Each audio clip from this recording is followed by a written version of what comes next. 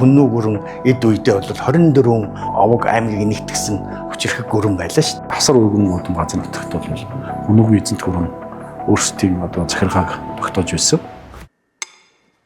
Том тоглоомыг Хүннүүгийн үе үеийн шаньнуунд тоглож байсан нь гарцаагүй.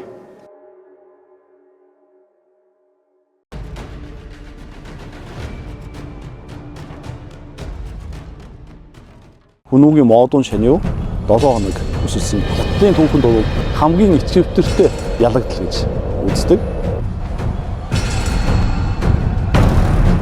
两者非常明显的差别，晚期阶段是两者就特别像。 The Xiongnu, its political organism, and to watch it shift and move and change and adapt is the most interesting story to me.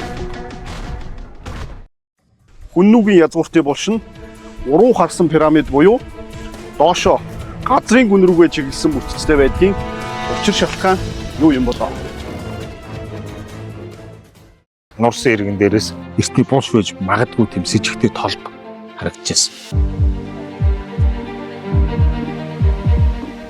Хойд ертөнцид бол амьдрал үргэлжлэн гэсэн бас философи байсан. Ийм утгаар бол бүхэл зүйлийг дагалдуулж хийдэг.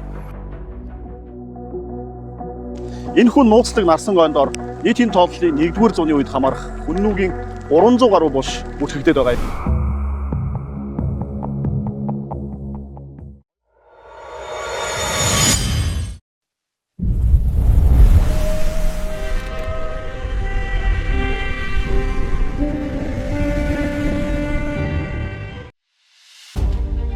Хүннүүчүүдийн байгуулсан хэд хэдэн том хоцорон байгаа л да. Тэрэлжин, дөрвөлжин, бүрхийн, дөрвөлжин, урагшаа, гуадав, хүрээдав гэсэн тийм том хоцорнгууд байна. Тян зээж шань юу тэнгэрийн хүү шань уу гэдэг ийм бичгээр бол тэр дотор хэрмэгэл битүүдэн гэж чимж өгсөн юм чимгэл байгаад байгаа. Нөгөө хоорондоо нийлдэг металлыг нийлүүлж чадсан технологийн өндөр бичсэн байна гэж хэлдэг. 중국 한의 중원 지역에서 만들어진 다양한 물품들도 출토되었습니다.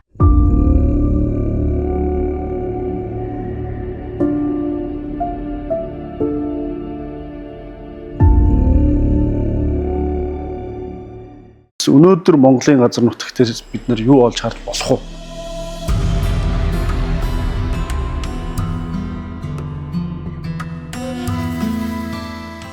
So this cow is the proof of the European hounds and Asian hounds as the same origin. Тэгэхээр Монгол улс одоогийн Монгол улсын газар нутаг бол Хүннүүчүүдийн үлгийн нутаг гэдгийг археологийн судалгаа баталж өгч байгаа.